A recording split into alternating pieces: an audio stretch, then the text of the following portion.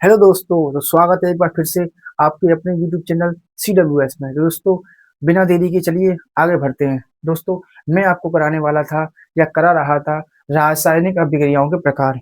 हाँ दोस्तों, तो मैं आपको करा रहा था रासायनिक अभिक्रियाओं के प्रकार, और मैंने आपको बता दिया था कि रासायनिक अभिक्रियाएं टोटल 5 प्रकार की होती हैं, या फिर हम 7 भी कह सकते हैं। जिसमें से कौन कौन सी होने वाली थी वो, कि सर पहली होने वाली थी संयोजन अभिक्रियाएं यानी कि एडिशन रिएक्शन।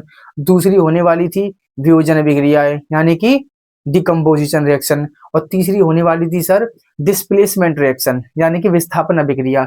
चौथी थी हमारी द्विविस्थापन यानी कि डबल डिस्प्लेसमेंट। और पांचवी थी हमारी सर अपचयोपचय अभिक्रिया यानी कि जिसे हम कहते हैं रिडॉक्स रिएक्शन। हाँ, इनके साथ बेटा दो और रिएक्शन थी, उष्माक्षेपी और उष्माशोषी। तो मैंने आपको दो रिएक्शन करवा दी थी, और ये भी मैंने बता दिया था आपको बेटा कि संयोजन अभिक्रिया के साथ साथ मैंने आपको उष्माक्षेपी अभिक्रिया भी करा दी थी। और साथ के साथ मैंने आपको ये भी बता दिया था कि संयोजन अभिक्रिया का ही एक प्रकार होती है क्या, उष्माक्षेपी अभिक्रिया। चलिए चलते हैं अपनी आज की दूसरी अभिक्रिया पर, जो होने वाली है वियोजन अभिक्रिया। ठीक है, आइए चलते हैं और समझते हैं इसको कि इसमें क्या फर्क और क्या अंतर होने वाला है। ठीक है दोस्तों, सबसे पहले आप याद कीजिए कि मैंने आपको जो कराया था संयोजन अभिक्रिया के बारे में, उसमें मैंने क्या बताया था, आपको याद है? कि जी सर हमें याद है। सर आपने बताया था संयोजन अभिक्रिया में कि दो या दो से अधिक अभिकारक मिलकर कि दो या दो से अधिक अभिकारक मिलकर एक नए उत्पाद का निर्माण करते हैं। क्या समझे बेटा? कि दो या दो से अधिक अभिकारक मिलकर एक उत्पाद का निर्माण करते हैं या एक नए उत्पाद का निर्माण करते हैं, बात एक ही है। ठीक है, अब इसमें क्या अंतर है? उसमें तो दो या दो से अधिक अभिकारक होते थे, उत्पाद होता था एक। लेकिन इसमें क्या है कि वह रासायनिक अभिक्रिया जिसमें एक बड़ा अभिकारक टूटकर, क्या समझे बेटा? इसमें क्या होता है, एक बड़ा अभिकारक टूटकर दो या दो से अधिक छोटे छोटे उत्पादों में टूट जाता है या बदल जाता है। देखिए, अभिकारक टूटकर यानी कि ब्रेक होकर दो या दो से अधिक नए उत्पाद बनाता है या निर्मित करता है, या दो या दो से अधिक नए उत्पाद में बदल जाता है, जिसे हम कहते हैं वियोजन अभिक्रिया बेटा। हाँ, वियोजन का मतलब ही क्या होता है बेटा? वियोजन का मतलब ही होता है टूटना, यानी कि ब्रेक होना। ठीक है, ब्रेक होना यानी कि टूटना। देखिए, डिकम्पोजिशन यानी कि टूटना। ठीक है, एक बड़ा अभिकारक होता है, इसमें क्या होता है सुन लीजिए आप, एक बार फिर से देख लीजिए। संयोजन अभिक्रिया में होता है कि दो या दो से अधिक अभिकारक, मतलब कहने का मतलब यह है बेटा कि उसमें अभिकारक की मात्रा ज्यादा होती है। संयोजन अभिक्रिया में क्या होता है, संयोजन एडिशन यानी कि अभिकारक ज्यादा होंगे, उत्पाद एक होगा। इसमें क्या है वियोजन, इसमें अभिकारक एक होगा, उत्पाद कई सारे होंगे, दो भी हो सकते हैं, तीन भी हो सकते हैं, चार भी हो सकते हैं। ठीक है, तो देखिए एक बार फिर से देख लीजिए कि वह रासायनिक अभिक्रिया जिसमें एक बड़ा अभिकारक टूटकर या ब्रेक होकर दो या दो से अधिक नए उत्पाद बनाता है, दो या दो से अधिक नए उत्पाद निर्मित करता है, बनाता है, वियोजन अभिक्रिया यानी कि डिकम्पोजिशन रिएक्शन कहलाती हैं।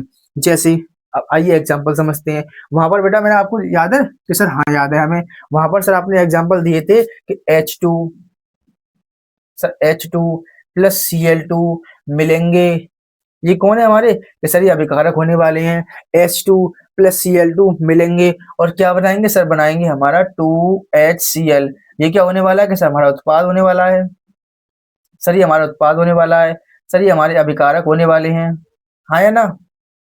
कुछ याद आ रहा है आपको? सर याद आ रहा है। सर इसमें तो अभिकारक दो हैं, उत्पाद एक है। अभिकारक दो हैं, सर उत्पाद एक है।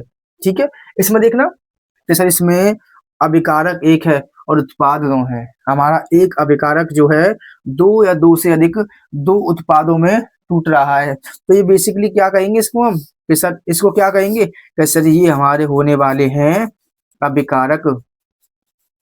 अभिकारक किसे कहते हैं बताया था मैंने, ये चीज सर आपने बताया था कि अभिकारक उसे कहते हैं कि जो आपस में क्या करते हैं, अभिक्रिया करते हैं, जो अभिक्रिया करते हैं उसे अभिकारक कहते हैं।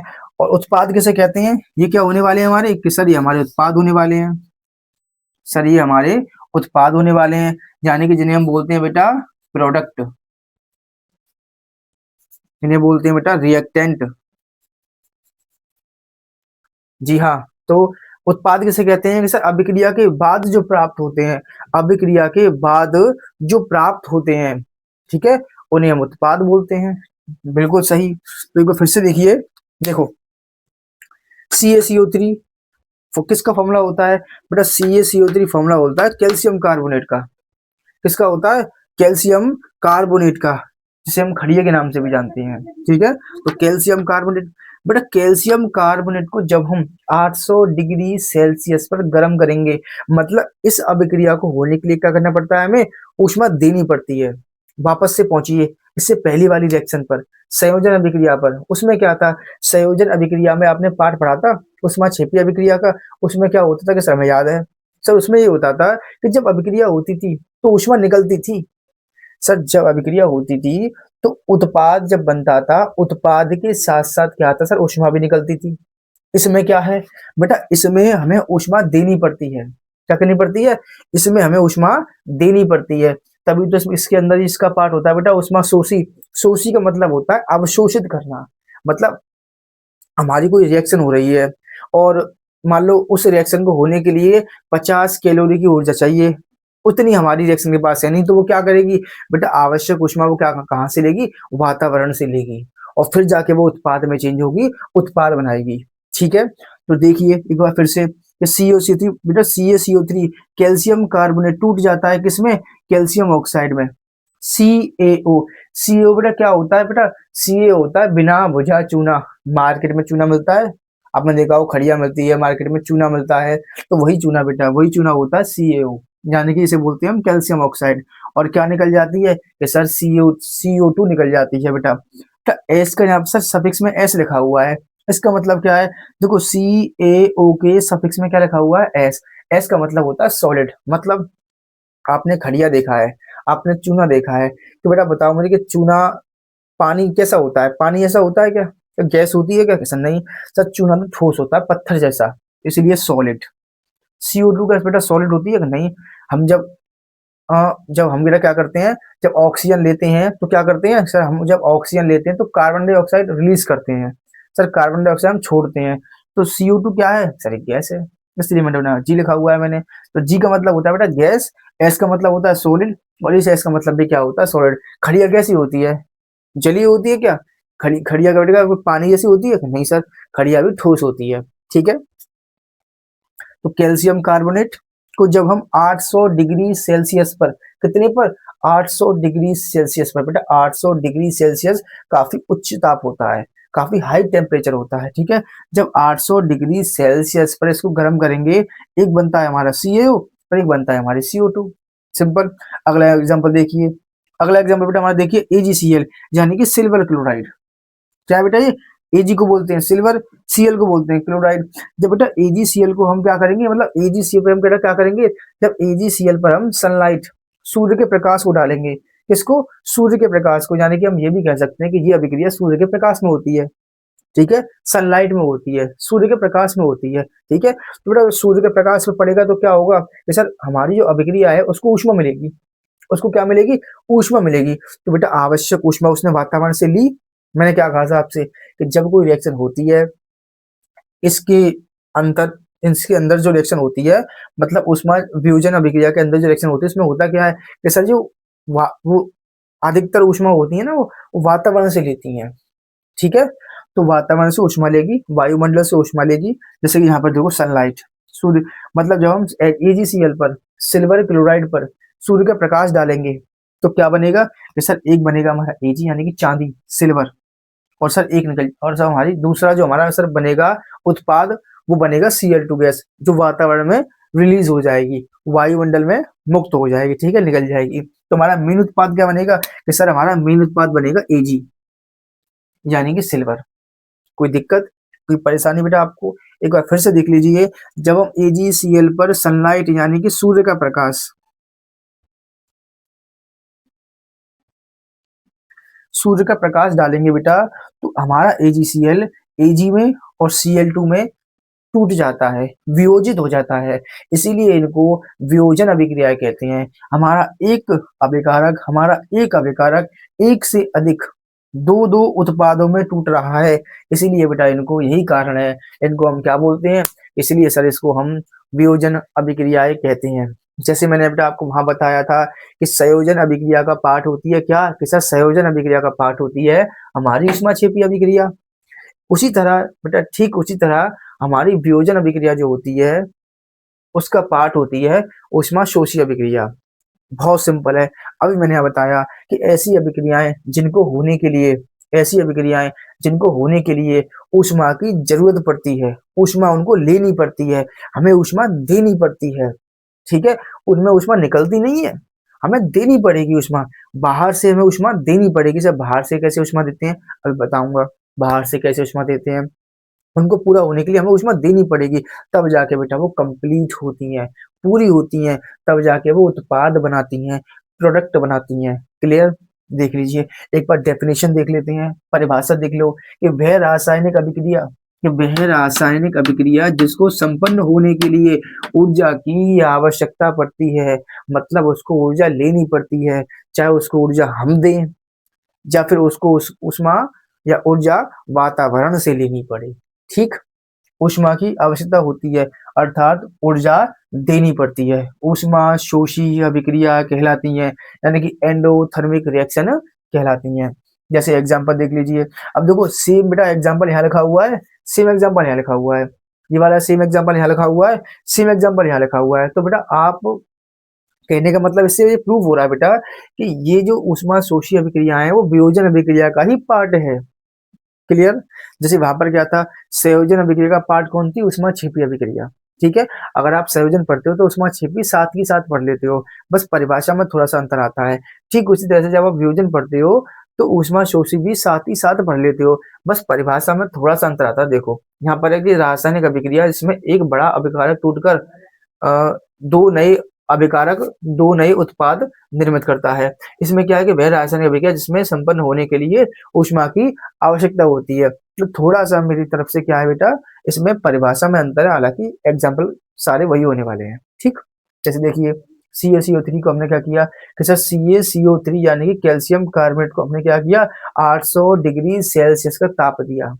ठीक है, उसके बाद ये CaO और CO2 में फिर टूट गया, जो है वियोजित हो गया। ठीक, उसी तरह बेटा एग्जाम्पल सेकंड जो मैंने समझाया अभी, अब इसको देखिए थर्ड वाले को, सर ये जल है, सर ये क्या है, जल है बेटा। हाँ एक बार और देख लो, देखो CaCO3 एक Ca एक Ca, ओ कितने हमारे पास तीन, एक ओ ये रहा और दो ओ ये रहे, कार्बन कितने हमारे पास एक और कार्बन एक।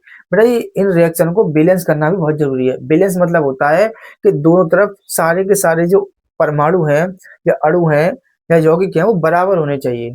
ठीक, जैसे कि यहाँ कितने एजी हैं, कि सर यहाँ एक एजी है और आगे दो लग रहा है, सर दो एजी हो गई, यहाँ भी दो एजी है। सर कितने सीएल हैं, एक और दो का मल्टीप्लाई हो रहा है, दो सीएल हो गए, सर दो सीएल यहाँ पर है। ठीक है, इसी तरह बेटा हमको क्या करना पड़ता है, अभिक्रिया को बैलेंस करना पड़ता है। ठीक है, बैलेंस करना बहुत ईजी है, सीख जाओगे आप। तो यहाँ देखिए कि सर ये पानी है, ये कौन है बेटा, जल। जब जल को बेटा हम करंट देंगे, मतलब जल में जब हम करंट लगाएंगे तो वो टूट जाता है H2 और O2 में। सर कैसे टूट जाता है, बेटा आप पानी गर्म करते हो, गाँव में लोग पानी चूल्हे पर गर्म करते हैं, शहरों में पानी गैस पे गर्म करते हैं या फिर रॉड से करते हैं।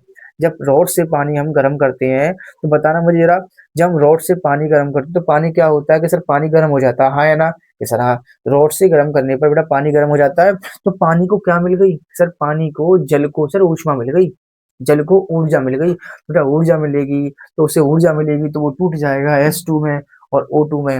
ये हमारे क्या है कि सर ये हमारा अभिकारक होते हैं। अभी आपने बताया सर ये हमारे अभिकारक होते हैं और सर ये हमारे होते हैं सभी क्या, उत्पाद होते हैं। सर ये हमारे उत्पाद होते हैं, सर इन्हें बोलते हैं रिएक्टेंट, इसे बोलते हैं सर हम प्रोडक्ट।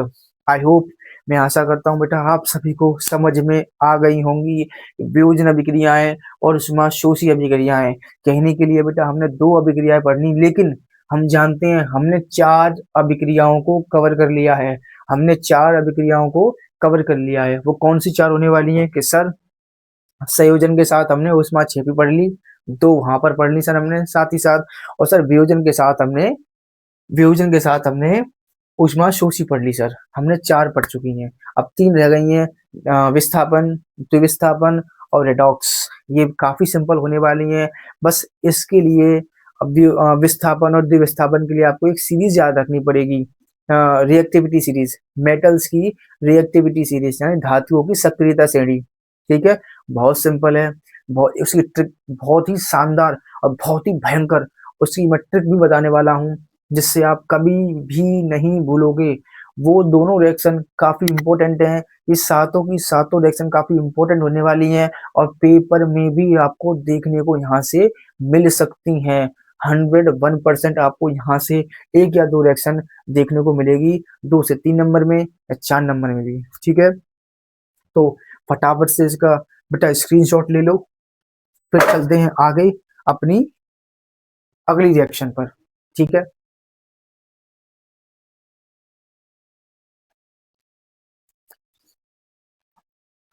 दोस्तों चलिए, आपने नोट कर लिया होगा।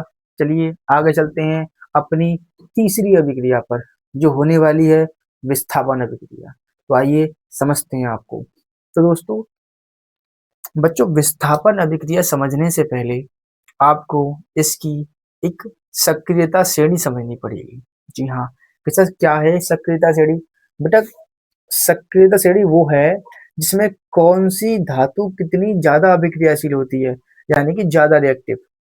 कौन सी धातु ज्यादा रिएक्टिव होती है और कौन सी कम, उसको हम याद रखने का तरीका क्या है? बेटा श्रेणी। श्रेणी कैसी है देखो, बहुत ही सिंपल श्रेणी होने वाली है। धातुओं की सक्रियता श्रेणी, यानी कि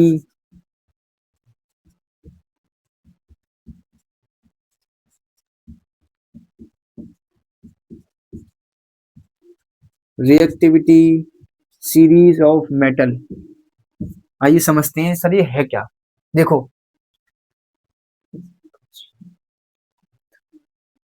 का माली, काशीनाथ का माली आलू जरा फीके पकाता है, क्यों होगा अगर तो और पिटेगा।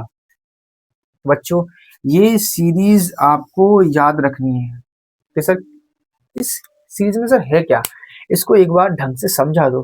तो देखो बेटा, इस सीरीज में होता क्या है, इस सभी की सभी कौन है कि सर सभी की सब मेटल्स हैं।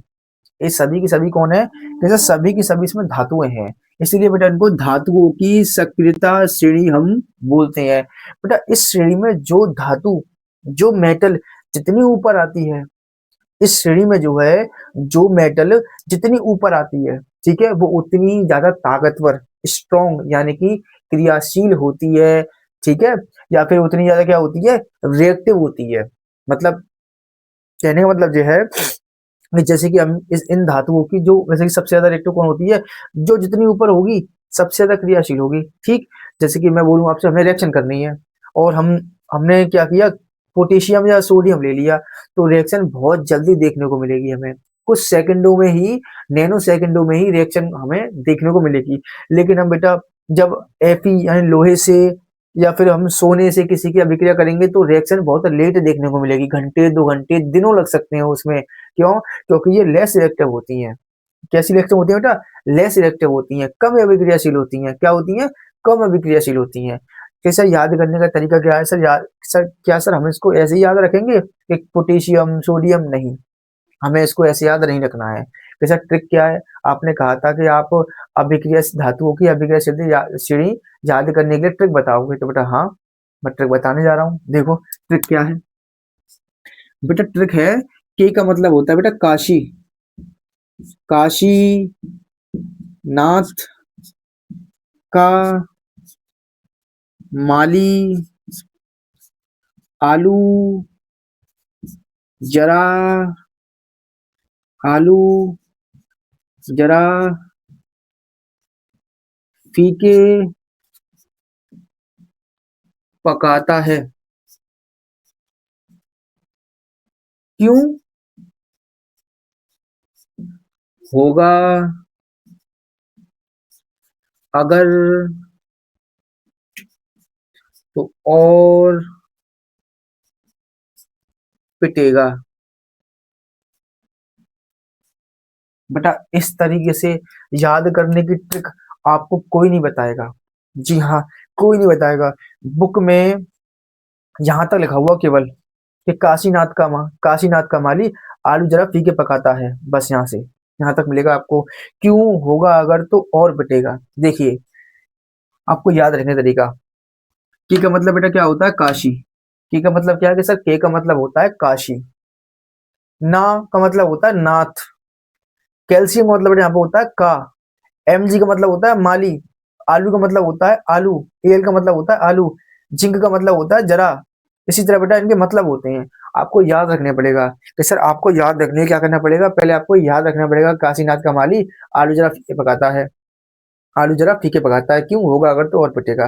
तो उसके लिए बेटा आपको याद रखना पड़ेगा, फिर एक बार लिख के देखनी है आपको, तब जाके याद होगा। जिसे मैंने लिखी है, ठीक है, जैसे मैंने लिखी है। अगर आप सोचेंगे आप याद कर लें काशीनाथ का माली आलू जरा फीके पकाता, तो आप उल्टा सीधा लिख देंगे। ये काशी की जगह आप के लिख सकते हैं या सी ए लिख सकते हैं। आपको कैसे पता ये काशी की जगह के ही आएगा, सी ए नहीं आएगा? तो आपको प्रैक्टिस करनी पड़ेगी उसके लिए। आपको प्रैक्टिस करनी पड़ेगी। 2 4 5 6 बार लिख के देखेंगे, आपकी हैबिट में आ जाएगी। आपको चीजें याद होने लगेंगी, आपको रट जाएंगी, आपको याद हो जाएंगी। ठीक है। और एक और बात, विस्थापन अभिक्रियाएं और द्विविस्थापन अभिक्रियाएं करने के लिए आपको ये सीरीज याद रखनी पड़ेगी। जब तक आपको ये सीरीज याद नहीं होगी, तब तक आप इन अभिक्रियाओं को नहीं समझ सकते, नहीं कर सकते। आप यही सोचते रह जाएंगे कि ये वाली धातु, ये वाली मेटल इस वाली मेटल को डिस्प्लेस क्यों कर रही है, हटा क्यों रही है। ठीक है। तो आप एक बार फिर से एक सीरीज की तरफ बेटा नजर डाल लीजिए। कैसे याद रखनी है? काशीनाथ का माली आलू जरा फीके पकाता है। पकाता का मतलब पीबी, पीबी का मतलब होता है लेड, मतलब शीशा। पकाता है यानी कि हाइड्रोजन। ठीक है। क्यों? यानी कॉपर। होगा यानी मरकरी, पारा। ठीक है। अगर यानी कि सिल्वर, चांदी। और एयू का मतलब होता है बेटा और, यानी कि गोल्ड। ठीक है। और पीटी का मतलब होता है बेटा पिटेगा, मतलब पीटी, प्लेटिनम। सबसे महंगी धातु है बेटा ये। सोने से भी ज्यादा महंगी होती है, और सोने से भी ज्यादा कम अभिक्रियाशील होती है। मान लो अब तो मैं, चलो मैं सोडियम, जैसे मैं सोडियम की बात करूं, मैं सोडियम इतनी ज्यादा एक्टिव होती है कि अगर हम उसे खुला रख देंगे ना तो वो आग पकड़ लेगी। अब उसे हम खुला रख देंगे तो आग पकड़ लेगी। ठीक है। और बहुत ही ज्यादा सॉफ्ट होती है। आपने धातुएं देखी होंगी कठोर, आपने पढ़ा भी होगा कि धातुएं बेटा, कि आपने पढ़ा होगा धातुएं बहुत हार्ड होती हैं, कठोर होती हैं। लेकिन ऐसा नहीं है, सभी धातुएं कठोर नहीं होती। पोटेशियम, सोडियम, कैल्शियम, मैग्नीशियम ये कठोर नहीं होती, बट ये सॉफ्ट धातु होती हैं। जी हाँ, सॉफ्ट। पनीर देखा है सभी ने? पनीर जितनी सॉफ्ट धातुएं हैं, इसीलिए तो अभिक्रियाशील ज्यादा हैं, रिएक्टिव ज्यादा हैं। इनको हम चाकू से भी इजीली कट कर सकते हैं। जैसे पनीर को हम चाकू से काट देते हैं ना, इसी तरह बेटा ठीक उसी तरह इनको भी हम चाकू से काट सकते हैं। इतनी ज्यादा रिएक्टिव, इतनी ज्यादा अभिक्रियाशील धातुएं ये होती हैं। ठीक है। इनफैक्ट सोडियम तो बेटा इतनी ज्यादा अभिक्रियाशील है कि इसको हम खुला नहीं छोड़ सकते। इसको हम लेपित करके रखते हैं, इस पर हम कोटिंग करके रखते हैं, वो भी कहाँ पर? मिट्टी के तेल में, केरोसिन के तेल में। अगर इसको पानी में भी रखेंगे हम तो क्या, पानी में भी सर क्या होता है? सर पानी में भी ऑक्सीजन होती है, तो ये आग पकड़ लेती है। ठीक है। इसलिए सोडियम को कहाँ रखते हैं हम? मिट्टी के तेल में रखते हैं। ठीक है। तो देखते हैं, चलते हैं बेटा। आप मैं आशा करता हूँ कि आप इसको एक बार पढ़ लेंगे, इसे याद कर लेंगे। इसके बाद चलते हैं अपनी तीसरी अभिक्रिया पर, जो होने वाली है बेटा विस्थापन अभिक्रिया। हाँ, क्या होने वाली है बेटा? कि सर ये होने वाली है हमारी विस्थापन अभिक्रिया। ठीक है। तो फटाफट से डेफिनेशन देखेंगे और फिर चलेंगे इसके एग्जाम्पल के साथ। ठीक है। देखो, वह रासायनिक अभिक्रिया, वह रासायनिक अभिक्रिया जिसमें एक अधिक अभिक्रियाशील तत्व, आ गई बात, कि एक अधिक अभिक्रियाशील तत्व यानी कि एक अधिक अभिक्रियाशील धातु दूसरी कम अभिक्रियाशील धातु को रिप्लेस कर देती है, हटा देती है। देखो, वह रासायनिक अभिक्रिया जिसमें एक अधिक अभिक्रियाशील तत्व यानी कि धातु अपने से कम अभिक्रियाशील तत्व यानी कि अपने से कम अभिक्रियाशील धातु को उसके यौगिक में से विस्थापित कर देती है। विस्थापन अभिक्रिया कहलाती है, यानी कि डिस्प्लेस कर देती है, ठीक है, रिप्लेस कर देती है, उसे हटा देती है, ठीक है। तो क्या कहलाती हैं कि सर ऐसी अभिक्रियाएं हमारी विस्थापन अभिक्रिया कहलाती हैं। जैसे देखिए एफी है, एफी है, तो बेटा एफी को देखना कि सर एफी को क्या बोलते हैं, सर आयरन बोलते हैं। अब देखो एफी क्या है, हमारा आयरन, और CuSO4 क्या है कि सर हमारा कॉपर सल्फेट है। सर ये हमारा आयरन होता है, ये हमारा कॉपर सल्फेट होता है, तो क्या बना, FeSO4 बना, और कॉपर यहाँ पर अलग हो गया। नहीं समझ में आया, देखिए यहाँ पर बेटा Fe अलग है कि सर यहाँ पर Fe अकेला है, हाँ या ना, बताओ भाई मुझे कि सर यहाँ पर Fe अकेला है, देखिए यहाँ पर हमारा Fe अकेला है, ठीक है, और कॉपर किसके साथ है कि सर कॉपर यहाँ पर हमारा, सर यहाँ पर हमारा जो कॉपर है वो सल्फेट के साथ है। जी हाँ बेटा, SO4 माइनस माइनस फॉर्मूला होता है सल्फेट का। किसका होता है बेटा, सल्फेट का, सल्फेट का फॉर्मूला होता है बेटा, ठीक है। तो यहाँ पर हमारा कॉपर किसके साथ है कि सर कॉपर हमारा सल्फेट के साथ है। यहाँ देखना बेटा, यहाँ एफी ने क्या किया, एफी ने बेटा Cu को हटा दिया, देखो एफी ने Cu को हटा दिया और खुद जाकर जुड़ गया, खुद जाकर जुड़ गया। तो जुड़ने के बाद बेटा ये क्या था, कॉपर सल्फेट, इसने बना क्या लिया, आयरन सल्फेट, फेरस सल्फेट, और क्या निकल गया, कॉपर हमारा अलग हो गया। इस Fe ने कॉपर को क्यों हटाया कि Fe जो होता है, आयरन जो होता है कॉपर से ज्यादा क्रियाशील होता है, ज्यादा रिएक्टिव होता है। देखिए देखिए बेटा Fe कहाँ आ रहा है कि सर Fe सर हमारा, सर Fe ये रहा कि सर हमारा Fe ये आ रहा बेटा, Fe तो ये आ रहा है, कॉपर कहाँ आ रहा है बेटा, अगर Fe से कॉपर हमारा Fe से ऊपर आ रहा होगा तो Fe कॉपर को नहीं हटा पाएगा, लेकिन हमारी अभिक्रियाशीलता श्रेणी में Fe से नीचे आता है कॉपर। देखिए कॉपर कहाँ है, कॉपर कहाँ है कि सर Fe से नीचे आ रहा है कॉपर, सर कॉपर हमारा Fe से नीचे आता है, आ रहा है कि सर आ रहा है, सर Fe से नीचे आ रहा है कॉपर, इसलिए बेटा Fe ने क्या किया, कॉपर को रिप्लेस कर दिया, कॉपर को विस्थापित कर दिया, कॉपर को हटा दिया, ठीक है। हर एक, अब Fe को हटाना है हमें तो क्या करना पड़ेगा, हमें इससे ऊपर वाली धातु लेनी पड़ेंगी, क्योंकि Fe से स्ट्रॉन्ग कौन है, Zn, Al, Mg, ये सभी धातुएं जो Fe से ऊपर आती हैं वो Fe से स्ट्रॉन्ग है, ज्यादा क्रियाशील है, लेकिन कॉपर Fe से ज्यादा क्रियाशील नहीं है, इसीलिए बेटा Fe ने क्या किया, कॉपर को हटा दिया। आइए दूसरे एग्जाम्पल को देखते हैं, जिंक, जिंक ने क्या किया, कॉपर को हटा दिया। जिंक ने, तो यहाँ पे क्या है सर, यहाँ पे जिंक है, सर जिंक है, जिंक यहाँ पर अकेला है।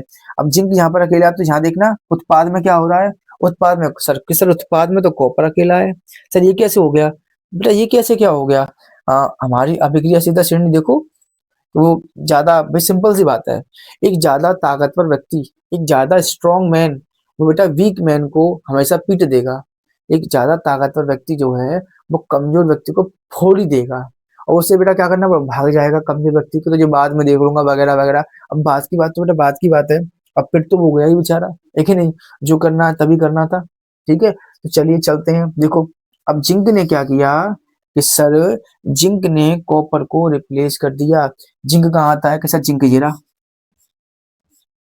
ये सर जिंक ये रहा, Fe से ऊपर, सर Fe से ऊपर जिंक है, कॉपर सर अभी भी नीचे है, सर कॉपर अभी भी नीचे है, तो बेटा कॉपर अभी भी नीचे है तो कॉपर को क्या होना पड़ेगा, कॉपर को रिप्लेस होना ही पड़ेगा, क्योंकि कॉपर जो होता है वो कम अभिक्रियाशील, कम रिएक्टिव होता है।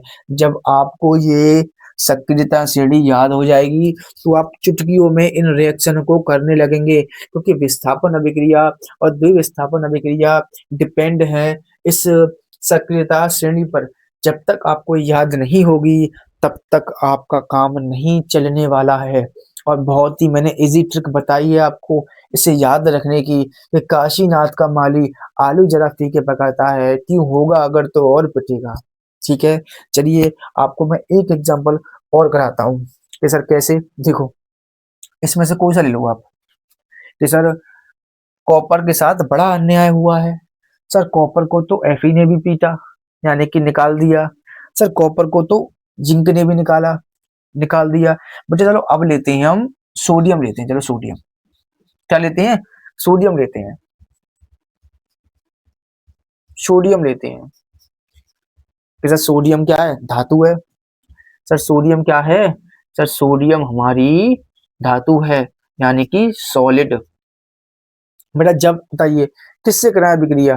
कि सर कॉपर के साथ अन्याय किया इन दोनों ने, इनमें से किसी कोई एक ले लो सर। बेटा हमने ले लिया ZnSO4, यानी कि जिंक सल्फेट। मैंने ले लिया बेटा जिंक सल्फेट ले लिया, ठीक है। अब बताओ क्या बनेगा? मैं आपसे पूछता हूँ, आप बताइए क्या ये Na इस जेड को रिप्लेस कर पाएगा? क्या Na, बताइए मुझे, क्या Na इस जिंक को हटा पाएगा, हाँ या ना? सर देख के बताएंगे हम तो हाँ बेटा आप देख के बताइए मुझे, हटा पाएगा नहीं हटा पाएगा? कि सर Na आता है सेकंड नंबर पर। सर हमारी जो सक्रियता श्रेणी में है Na आता है सेकंड नंबर पर। हाँ बेटा आता है। जिंक आता है सर 1 2 3 4 5 6वें नंबर पर सर। सर सेकंड नंबर पर Na आ रहा है। सर Na से काफी नीचे आता है जिंक। तो सर Na जिंक को बड़ी आसानी से हटा देगा। सर Na जिंक को बड़ी आसानी से हटा देगा, रिप्लेस कर देगा। क्यों कर देगा? क्योंकि Na बहुत ही ज्यादा रिएक्टिव अभिक्रियाशील होता है बेटा जिंक से। जिस तरह जिंक अभिक्रियाशील ज्यादा था कॉपर से, Pb से, Fe से, उसी तरह Na ज्यादा है जिंक से। तो क्या बनेगा? ये सर बहुत सिंपल, सर यहाँ बनेगा Na2SO4 प्लस जिंक। बन गया बेटा। जिंक किसके साथ था? कि सर जिंक था SO4 के साथ, सल्फेट के साथ। अब सर जिंक हमारा अकेला रह गया, तो ये बेटा क्या बना? जिंक सॉलिड, यानी कि ठोस। ये हमारा कैसा होता है बेटा? एक्वस होता है, यानी कि जलीय विलयन। हमने सोडियम धातु का टुकड़ा डाला किसमें? इस जिंक सल्फेट में। क्या निकल गया? जिंक अलग हो गया, और ये भी बेटा क्या बन गया? एक्वस। क्या बन गया? सर ये भी हमारा बन गया एक्वस। बेटा एक्वस का मतलब होता है, AQ का मतलब होता है जलीय, यानी कि जलीय विलयन, यानी कि सॉलिड जलीय विलयन। और एल का मतलब भी क्या होता है? लिक्विड। जो बुकों में आपने साइन देखे होंगे एनसीईआरटी के में, किसी भी कंपाउंड के सफिक्स में नाम बने होते हैं AQ, मतलब एक्वस, यानी कि वो जलीय विलयन है हमारा। लिक्विड का मतलब होता है वो भी जलीय है। एस का मतलब होता है वो सॉलिड है, ठोस है। और जी का मतलब होता है बेटा हमारा वो गैस है, ठीक है। आई होप आपको समझ में आ गई होंगी विस्थापन अभिक्रिया कैसे कहते हैं। बहुत ही ज्यादा सरल है ये। आपको अगर ये आती है सीरीज तो बहुत ही ज्यादा सरल है, ठीक है। आप और भी एग्जांपल बुक में से करके देख सकते हैं। आप के ले सकते हैं, उसके नीचे एन ले सकते हैं कि एन को हटा देगी, कि बेटा किसी को भी हटा देगी, एन इन सबको हटा देगा, ठीक है। तो फटाफट से स्क्रीनशॉट ले लो, एक बार पढ़ के देखना इन सभी चीजों को। बहुत ही सिंपल चीजें होने वाली है ये, और मुझे उम्मीद है आप आसानी से इनको कर लोगे, ठीक है। तो बेटा आज के लिए बस इतना ही। मिलते हैं आपसे अगली वीडियो में। और जब तक के लिए लेते हैं बेटा आपसे बेटा, तो बेटा आप अब तक के लिए चलिए चलते हैं बेटा।